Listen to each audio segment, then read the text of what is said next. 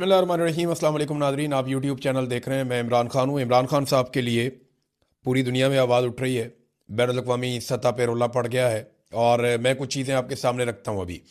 Number एक तो ये है कि 40 से ज़ायद मुमताज़ आलमी माहिरीन तालीम जो हैं और उनके अलावा अवामी दानिशवरों ने और ह्यूमन राइट्स एक्टिविस्ट, इन्होंने अमरीका, यूरोपीय यूनियन और दौलत मुश्तरका और OIC के नाम एक ख़त लिखा है। यानी ये दुनिया भर के अंदर ख़त लिखा जा रहा है। अमेरिका के नाम भी लिखा है, यूरोपीय यूनियन के नाम भी लिखा है, दौलत मुश्तरका के नाम भी लिखा है और OIC के नाम भी ये ख़त लिखा गया है। अक़वाम मुत्तहिदा को भी इसमें जो है वो मुखातिब किया गया है। इमरान खान को तिब्बी सहूलियात फ़राहम की जाएँ, इमरान खान साहब के ख़ानदान और डॉक्टर्स तक रसाई दी जाए और सियासी बुनियाद पर जो उनकी कैद है उससे उनको रिहाई दी जाए। अब ये आलमी सतह के बहुत सारे लोग हैं, 40 से ज़ायद लोग हैं और ये बड़े बाअसर लोग हैं दुनिया में। ह्यूमन राइट्स के हवाले से इनकी खिदमात है और इनकी खिदमात का एतराफ़ भी किया जाता है। तो ये एक डेवलपमेंट है। अब ज़्यादा डिटेल में मैं इसकी नहीं जाता, बस आप ये समझें कि दुनिया में बड़ी तेज़ी से इमरान खान के लिए आवाज़ उठना शुरू हो गई है और ये कामयाबी है इमरान खान साहब के बेटों की, उनकी बहनों की, क्योंकि वो कंटिन्यूसली एंगेजमेंट कर रहे हैं और ओवरसीज़ पाकिस्तानियों का भी इसमें एक हिस्सा है। देखिए, ये जो ओवरसीज़ पाकिस्तानियों से नफ़रत करते हैं ना सब लोग, ख़ास तौर पे पाकिस्तान की मिलिट्री एस्टेब्लिशमेंट और पाकिस्तान का जो मौजूदा रजीम है, ये नफ़रत इसीलिए करते हैं कि ओवरसीज़ पाकिस्तानी हर जगह पे इमरान खान साहब की बात करते हैं और हर जगह पे जुल्म और ज़्यादती के ख़िलाफ़ बात करते हैं। देखिए, अब ये एक मीटिंग हो रही थी और ये जनेवा के अंदर समिट हो रहा है for human rights and democracy के ऊपर, इंसानी हकूक़ और जमहूरियत के लिए जनेवा के अंदर एक समिट हो रहा था। उस समिट में एक पाकिस्तानी ने आवाज़ उठा दी बड़े ज़ोरदार तरीके से और जो ओवरसीज़ पाकिस्तानी है उसने आवाज़ उठाई और उसके बाद जो है वो वहाँ पे इमरान खान साहब का तस्करा किया गया। Political imprisonment of Imran Khan mentioned in Geneva after an overseas Pakistani shouted that don't forget about Imran Khan, कि आप इमरान खान को नहीं भूल सकते या इमरान खान को मत भूलिए या उनका नाम लेना मत भूलिए। He is a political prisoner and former prime minister of the 5th biggest nation in the world, कि वो दुनिया की 5वीं बड़ी कौम का एक लीडर है और सबका प्राइम मिनिस्टर है, आप उसे नहीं भूल सकते। और उसके बाद फिर इमरान खान साहब के लिए बाकायदा इस प्लेटफॉर्म के ऊपर आवाज़ उठाई गई और ये बताया गया कि रजीम कैसे इमरान खान साहब को दबा रहा है, रजीम कैसे पाकिस्तान के साथ जो है वो ज्यादती कर रहा है। अब ये पाकिस्तानी डॉक्टर है सबरीना जिन्होंने ये हाईलाइट किया मामला, इन्होंने आवाज़ उठाई। अब पाकिस्तान का रजीम इसीलिए जो मौजूदा रजीम है आसिम मुनीर साहब ने बनाया हुआ है और अमेरिका की आशीर्वाद से बनाया हुआ है, जाली फार्म 47 के ऊपर बनाया हुआ है, सारे चोर डाकू इकट्ठे करके जिन्होंने मुल्क को लूटा कई दहाइयों तक, उन्हें इकट्ठा करके ला के इक़्तिदार में उठा दिया और इसका टके का फ़ायदा पाकिस्तान की फ़ौज को नहीं हुआ। ये बात मैं बार बार कहता हूं कि ये पाकिस्तान की फौज को इसका टके का फायदा नहीं हुआ, बल्कि उल्टा उनका नुकसान हो गया और फायदा चंद लोगों ने उठा लिया। ये माफिया सियासतदान और ये चंद जर्नैल, इन्होंने फायदा उठा लिया और पाकिस्तान की फौज वो पाकिस्तानी अवाम से दूर होती चली गई और ये सब जानते हैं, इसके अंदर डकी छुपी बात कोई नहीं है। तो ये दो डेवलपमेंट हैं इमरान खान साहब के लिए, हर तरफ जो है वो आवाज़ उठ रही है। नादरीन, सियासतदानों में सबसे लंबी जेल जो है वो जावेद हाशमी साहब ने लगातार काटी है और मुश्किल तरीन जेल काटी है। जावेद हाशमी साहब का अगर आप चेहरा देखें या उनकी हालत देखें तो आपको अंदाज़ा हो जाता है कि जेल की सख्तियों ने उनके साथ क्या किया। ज़ईम हुसैन कादरी साहब, ये मरहूम इंतकाल फरमा गए हैं, मेरे बड़े अच्छे दोस्त थे, बड़े शानदार इंसान थे और बड़े बहादुर इंसान थे। ज़ईम कादरी ने बड़ी कुर्बानियाँ दी नवाज शरीफ के लिए, जमहूरियत के लिए, और मुश्किल वक्त में नवाज शरीफ के साथ खड़े हुए। नवाज शरीफ और शहबाज शरीफ जो है उनकी अहलिया को कहते थे कि ऐसे ही लोग वज़ीर आज़म बनते हैं, ऐसे ही लोग वज़ीर आला और गवर्नर बनते हैं, लेकिन जब उन्हें इक़्तिदार मिला तो उन्होंने ज़ईम कादरी को टके टोकरी कर दिया। फिर ज़ईम कादरी साहब उन्हें छोड़ गए, उनका इंतकाल हो गया, अल्लाह ताला उन्हें गरीक रहमत करे। बड़े शानदार इंसान थे। ज़ईम कादरी के वालिद की पीठ में भी छुरा घोंपा, वो मुझे बताया करते थे, और उनकी पीठ में भी छुरा घोंपा नवाज शरीफ साहब ने। तो ये जिन लोगों ने बहुत मार खाई उनमें ये भी थे। तो जावेद हाशमी साहब जिन्होंने बहुत तकलीफ बर्दाश्त की, इनके जिस्मों पर आज भी आमरीत के निशान है। तो जावेद हाशमी के बकौल 10 साल उन्होंने कहा मैंने जेल काटी है। अगर मुझसे इस तरह का बर्ताव होता जैसा सलूक इमरान खान के साथ किया जा रहा है तो शायद मैं भी डील कर लेता। ये बहुत बुरा सलूक हो रहा है। जावेद हाशमी जैसा बंदा गवाही दे रहा है जिसने आसिफ अली जरदारी से कई 100 गुना मुश्किल जेल काटी है। जरदारी ने तो जेल काटी नहीं ना, वो तो कोठियों के अंदर, अस्पतालों के अंदर, वीआईपी कल्चर, बाकायदा स्वीट्स के अंदर वो रहे हैं जरदारी साहब, वो तो बहुत इंजॉय करते रहे और उनकी जेल तो जेल थी ही नहीं चंद दिनों के अलावा। तो जावेद हाशमी की जेल जेल थी। अब जरदारी साहब को जेलसी हो रही है इमरान खान से कि यार ये इतना आगे निकल गया, इतना बहादुर हो गया और हम लोग बहुत पीछे रह गए, हम जेल नहीं काट सके, इमरान खान जेल काट गया। तो जरदारी साहब की वो जेलसी अब उनके चेहरे पे, उनके रवैये में, उनकी बातों में नजर आ रही है। लेकिन जावेद हाशमी जो रियल वर्कर है, जिसने जेन्युइनली मार खाई है, जिसकी सारा पाकिस्तान गवाही देता है, वो शख्स कहता है कि इमरान खान को मुझसे भी मुश्किल हालात में रखा गया। नाज़रीन, अली अमीन गंडापुर साहब जो हैं वो अब आहिस्ता आहिस्ता शेर अफजल मरवत बनते जा रहे हैं। एक के बाद एक स्टेटमेंट उनका आता है और उनका स्टेटमेंट ज्यादातर इमरान खान साहब की फैमिली या पाकिस्तान तहरीक इंसाफ को नुकसान पहुंचाता है। यानी वो शेर अफजल मरवत ऐसे बन गए कि उन्होंने दावा कर दिया कि इमरान खान के बगैर इमरान खान से बड़े जलसे और मार्च किए हैं उन्होंने। इमरान खान के बगैर इमरान खान से बड़े जलसे और मार्च किए तो करें ना। अभी वो तो इमरान खान के नाम पे लोग निकलते थे, वो तो इमरान खान साहब कहते थे तो लोग निकलते थे, कॉल तो इमरान खान की जानिब से आती थी। अली अमीन गंडापुर को तो आखिरी एहतजाज में लोग घसीट घसीट के लेकर जा रहे थे। अली अमीन को जान छुड़ानी मुश्किल हो गई थी, वो गाड़ियों की ब्रेकें लगाता था, लोग पीछे से धक्के मारते थे कि आगे चलो चलो एहतजाज में। आखिरी मरतबा अली अमीन गंडापुर को बादल नखास्ता एहतजाज में जाना पड़ा और ये फंसे हुए थे। और ये बहुत सारी ऐसी वीडियोस हैं जहां पे गंडापुर साहब को लोग पुश कर रहे थे कि चलो चलो एहतजाज में आगे बढ़ो, रुकते क्यों हो, कोई आराम नहीं करना, आगे बढ़ना है। तो ये गंडापुर के साथ हो रहा था। गंडापुर साहब टाइम ज़ाया कर रहे थे ताकि लोगों की तादाद कम हो जाए, मोहसिन नकवी के लिए आसानी हो जाए। लेकिन लोग जबरदस्ती गंडापुर को आगे की तरफ धकेल रहे थे और तंग आगे बुशरा बीबी फिर अली अमीन गंडापुर से काफी आगे चली गई कि ये तो आगे जाता नहीं है तो मैं तो जाऊं, कारकुनों को लेकर कम से कम मैं तो वहां पहुंचूं जो इमरान खान साहब ने कहा हुआ है। बहरहाल आहिस्ता आहिस्ता गंडापुर साहब जो है उनको आसरा तो दिया हुआ है कि वजीर आला बन जाएंगे खैबर पख्तूनख्वा के, लेकिन ये होना नहीं है। यहां पे 90 के करीब एमपीएस हैं पाकिस्तान तहरीक इंसाफ के, तो आखिरी नंबर अली अमीन गंडापुर का आएगा अगर सारे फारिग हो गए। क्योंकि अगर किसी को यह लगता है कि सुहेल अफरीदी को हटा के वो गंडापुर को बना लेंगे तो इससे दो नुकसान होंगे। एक तो गंडापुर बनेंगे भी नहीं, एक और तोहफा मिलेगा पाकिस्तान तहरीक इंसाफ की जानिब से एस्टेब्लिशमेंट को, और अगर सुहेल को हटा दिया तो सुहेल पहले से ज़्यादा खतरनाक हो जाएगा और सुहेल के पास फ्री हैंड हो जाएगा, बहुत सारी जिम्मेदारियां खत्म हो जाएंगी और बड़ा लीडर भी बन जाएगा। और फिर वो तहरीक खुलकर चलाएगा जो वो चलाना चाहते हैं सुहेल अफरीदी, जो वो कह रहे हैं कि इमरान खान रिहाई फोर्स में बना रहा हूं, तो वो उसके ऊपर ज्यादा मेहनत कर पाएंगे। नाजरीन, डील की बातें हो रही हैं, कभी राणा सनाउल्लाह कहते हैं, कभी अली अमीन गंडापुर कहते हैं, कभी शेर अफजल मरवत कहते हैं, कभी जावेद लतीफ कहते हैं, कभी कोई और लोग कहते हैं, इमरान खान की बहनें भी कहती हैं, इमरान खान भी कहता है कि मैं तो डील नहीं ले रहा अपने लिए, पाकिस्तान के लिए मेरे साथ बात करो, रास्ता निकालो, इलेक्शन करवाओ, मैं तैयार हूं, मैं किसी से बदला नहीं लूंगा, लेकिन इंसाफ तो करना पड़ेगा। तो अब ये जो मामला है इसमें अलग अलग बातें की जाती है। मैं आपको एग्जैक्टली बताता हूं कि कहां कहां पे डील की बातें हुई और खबरें बाहर आई और ये कितनी मरतबा हुआ। एक तो डील की लगभग कुछ 6 कोशिशें हुई हैं अब तक। 4 अगस्त को इमरान खान साहब को सबसे पहले कहा गया कि आप पाकिस्तान छोड़ दें वरना कल आपको गिरफ्तार कर लिया जाएगा, डील की पहली ऑफर। दूसरी 9 और 10 फरवरी को जब इमरान खान साहब को इलेक्शन जबरदस्ती डकैती मार के छीन लिया गया तो तब उन्हें ऑफर किया गया कि हम आपको एक खास तरह की हुकूमत बना देते हैं, आप कंप्रोमाइज कर लें।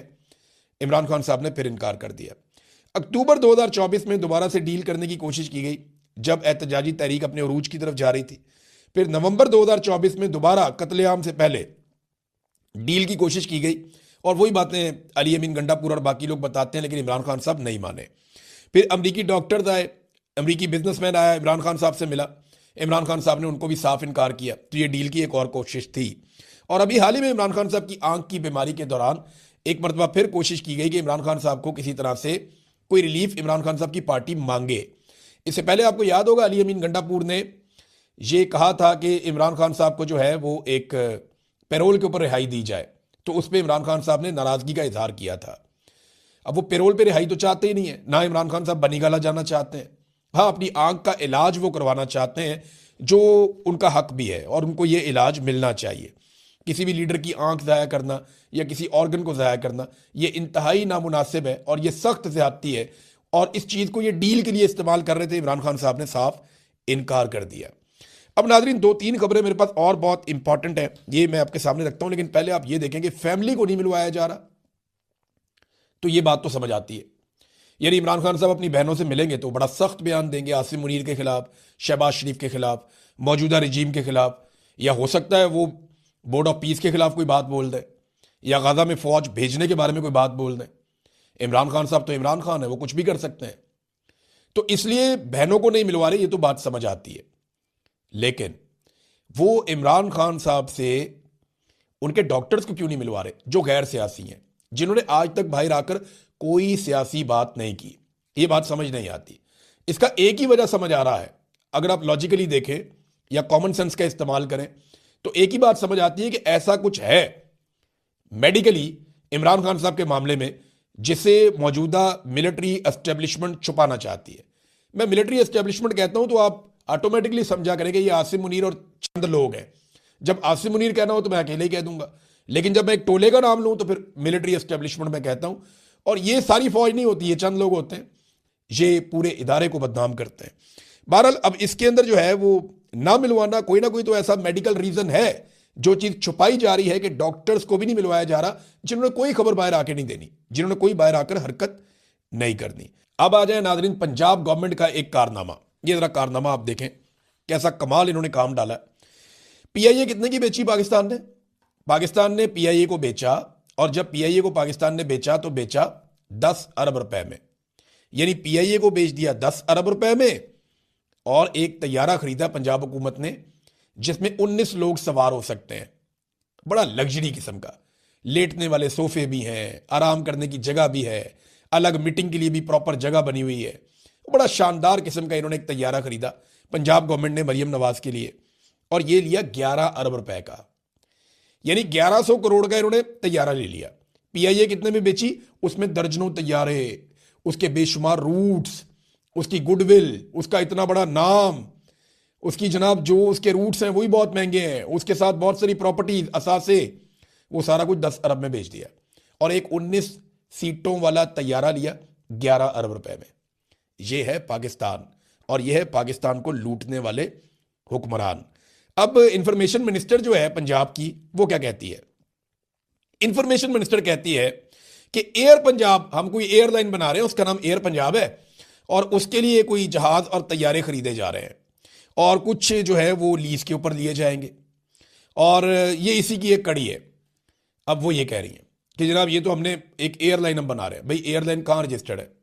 उसका कोई सीईओ होगा, उसका कोई ऑफिसर होगा, उसका कोई हेड ऑफिस होगा, उसका कोई दफ्तर होगा, उसने कहीं बिड की होगी, कोई चीज तो नजर आए ना। ग्राउंड पे कख नहीं है, सिर्फ मरियम नवाज को खुश करने के लिए एक तैयारा लिया। और ये लिया क्यों है, जो मुझे समझ आती है ना, ये दौड़ने की तैयारी है। यानी इस किस्म का एक तैयारा हो ना, तो आप अपनी पूरी फैमिली को सवार करके एकदम निकल सकते हैं पाकिस्तान से। एयरफोर्स का तैयारा तो नहीं मिलेगा ना उस वक्त। यानी जब हसीना वाजिद वाला वक्त आएगा और ये मुश्किल में पड़ेंगे, और जब पाकिस्तान में इनकलाब आएगा, और वो इंशाल्लाह आएगा, जब पाकिस्तान में इनकलाब आएगा, ये मुश्किल में पड़ेंगे, तो उस वक्त इतना टाइम नहीं होगा कि एयरफोर्स इनको तैयारा दे, या कोई और एयरलाइन कमर्शियल में ये बैठकर निकल जाए। इन्हें इसी किस्म का एक तैयारा चाहिए होगा जिसको कहीं से भी उड़ा के पाकिस्तान से फरार हो जाए।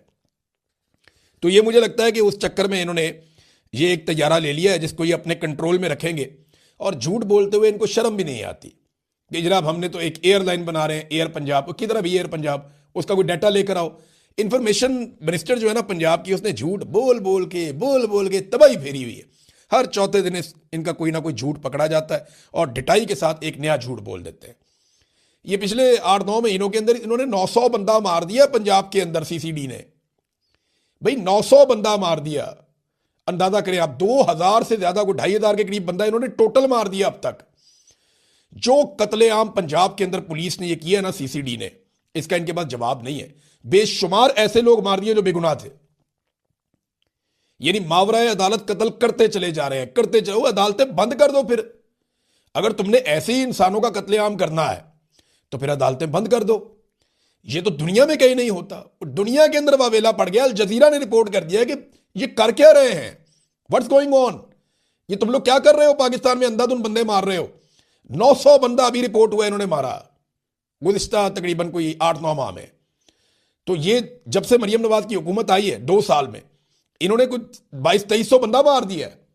और जो बंदा इन्होंने मारा है वो उसमें सारे गुनाहगार तो नहीं हो सकते। इतना बंदा कैसे, इतने क्रिमिनल है पंजाब में, या इतनी बुरी सूरत हाल है, या वो सारे क्या इस काबिल थे कि उन्हें सजाए मौत दे दी जाती। यानी ये अजीबोगरीब किस्म के पुलिस मुकाबले हो रहे हैं और इसमें ये लोग फंसेंगे। पहले वाला आईजी भी फंसेगा, ये वाला भी फंसेगा, और ये सीसीडी वाले सारे फंसेंगे। जब भी पाकिस्तान के अंदर इनकलाब आएगा, हालात ठीक होंगे, ये सारे फंसेंगे और कोई मिलिट्री एस्टेब्लिशमेंट का बंदा इनका भार उस वक्त नहीं उठाएगा। ये बात याद रखिएगा। ये सारे मुद्दई यहीं पे मौजूद हैं, जिनके आपने बंदे मारे हैं ना, उनकी फैमिलियां यहीं पे हैं, और वो कल आपसे पूछेंगे कि आपने अदालत में पेश क्यों नहीं किया और मावराए अदालत क्यों कत्ल कर दिया। बोर्ड ऑफ पीस के मामले में नादरीन, आज का दिन जो है वो बहुत इंपॉर्टेंट है। आज जो है वो शहबाज शरीफ साहब 19 तारीख है, और अमेरिका में जब दिन शुरू होगा तो फिर आपको डेवलपमेंट पता चल जाएगी। और आज का दिन इसलिए अहम है कि बड़े लंबे अरसे से ये अनाउंस किया गया है कि आज के दिन में बड़े अहम इसके फैसले होंगे। बोर्ड ऑफ पीस में डोनाल्ड ट्रंप के फैसलों की तौसीक की जाएगी, और ये बाकायदा इसहाक डार ने इसके ऊपर बयान जारी किया कि वजीर आजम गजा अमन बोर्ड इजलास में शिरकत करके सदर ट्रंप के अमन मंसूबे की हमायत करेंगे। पहले से ही कह दिया कि हम हमायत करेंगे। अमन मंसूबा है क्या, जरा गौर कीजिएगा। नंबर 1, हमास का मुकम्मल खात्मा, उसको मुकम्मल तौर पे गैर मुसल्लह करना। नंबर 2, इसराइली सरहदों की हिफाजत, इसराइलियों को मुकम्मल तौर पे महफूज करना कि उनके ऊपर कोई अटैक ना हो। और इसमें एक बात आप और जहन में रख लें कि इस पूरे प्लान में कहीं पे भी फलस्तीनी रियासत का क़याम नहीं है, तो इसकी हमायत करने शहबाज शरीफ साहब जा रहे हैं। पाकिस्तानी गवर्नमेंट के जराए से रॉयटर्स ने जो खबर छापी है, वो खबर मैं आपके सामने रखता हूं, ये बहुत इंपॉर्टेंट है। ये है जी खबर। रॉयटर्स ये कहता है कि गजा में अमन मिशन के लिए फौज भेजने के लिए पाकिस्तान तैयार है, हमास को गैर मुसल्लह करने जैसी किसी कार्रवाई का हिस्सा नहीं बनेंगे। ये कैसे हो सकता है भाई फौज ने वहां पे जाके कोई बिल्डिंगें तो तामीर नहीं करनी, फौज ने वहां पे जाके कोई मस्जिदों में नमाजें तो नहीं पढ़ानी। फौज का काम तो लड़ाई होता है, और गैर मुसल्लह करना एक मिशन है जिसके लिए ये फौज आ रही है। डोनाल्ड ट्रंप 100 मरतबा बता चुका कि ये फौज आ ही हमास को गैर मुसल्लह करने के लिए और इसराइली सरहदों का तहफ़्फ़ुज़ करने के लिए आ रही है, इसराइलियों की हिफाजत करने के लिए आ रही है। अब ये कह रहे हैं जनाब हम ये काम नहीं करेंगे वहां जाके, लेकिन हमारी फौज जाएगी। लोगों को आप बेवकूफ समझते हैं, लोग बेवकूफ नहीं है। ये थोड़े अरसे में अल जजीरा खबरें छाप देगा, ये थोड़े अरसे में बैनुल अक़वामी मीडिया खबरें छाप देगा। वो ममालिक जिन्होंने इनकार किया है, वो ममालिक सारी खबरें छाप देंगे। अब दावे ये कर रहे हैं जनाब हम डोनाल्ड ट्रंप से कोई जमानत चाहते हैं किसी बात की। भाई आइडिया ही आप लोगों का है ये। आपने खुद अमेरिका को अर्जी डाली है कि हम अपनी फौज भेजना चाहते हैं गजा में। अब जो काम करना है उसको बोले, कौम को बताएं जनाब हम जा रहे हैं हमास को गैर मुसल्लह करने के लिए, हम जा रहे हैं फलस्तीनियों से हथियार छीनने के लिए, हम जा रहे हैं जनाब के फलस्तीनियों से इसराइलियों को हम महफूज कर दें। ये काम जो आप करने जा रहे हैं, साफ बोलें कि हम ये करने जा रहे हैं, बिला वजह इधर की उधर की मार दें। डोनाल्ड ट्रंप ने बिल्कुल स्ट्रेट अवे बताया है कि ये लोग क्या करने जा रहे हैं। नाज़रीन, 100 से ज्यादा ममालिक ने, ये बैनुल अक़वामी तौर पर उनकी ऑर्गेनाइजेशन है, उन्होंने एक ज्वाइंट स्टेटमेंट जारी की है जिसमें इसराइल की मजम्मत की गई है, और मजम्मत की गई है कि ये जो अनेक्सेशन कर रहा है, जबरदस्ती अपने अंदर नई बस्तियां तामीर कर रहा है, नए इलाकों को अपने अंदर शामिल कर रहा है, उसको रिजेक्ट किया है। ये जो 100 ममालिक हैं, इसमें दुनिया भर के मुल्क हैं, बहुत तगड़े ममालिक हैं इसमें, और इसमें अमेरिका शामिल नहीं है लेकिन बरतानिया शामिल है, और बहुत सारे जो ममालिक हैं वो यूरोपीय ममालिक, लगभग सारे ऑलमोस्ट, अफ्रीका के मुल्क, एशिया के मुल्क, बहुत सारे मुल्क इसके अंदर शामिल है, और 100 से जायद मुल्क हैं। लेकिन एक खबर मैं आपको और देता हूं, ये देखें अमेरिका ने किस किस को बुलाया और कौन कौन गया। जो जा रहा है ना अमेरिका में इस कॉन्फ्रेंस के अंदर, वो कौन है? अर्जेंटीना जा रहा है, इसमें आर्मीनिया जा रहा है, अजरबैजान जा रहा है, ये सेंट्रल एशिया के तकरीबन सारे मुल्क उन्होंने इकट्ठे कर लिए। बहरीन जा रहा है, और बल्गारिया जा रहा है, एल सल्वाडोर जा रहा है, Hungary, Indonesia, Jordan, Kazakhstan, Kosovo, Mongolia, मराकश, Pakistan, Paraguay, Qatar, Saudi Arab, तुर्की, यूएई, अमेरिका, उज्बेकिस्तान और इसराइल। पाकिस्तान जाके इसराइल के साथ बैठने वाला, ये बाकी सारे मुल्क भी। अब जनाब वो कहते हैं कि जिन मुल्कों ने इस दावतनामे को कबूल नहीं किया, जो नहीं आ रहे, जरा वो मुल्क आप देखें। इसमें अल्बानिया, बेलारूस, कंबोडिया, मिस्र, कुवैत, वियतनाम, ऑस्ट्रेलिया,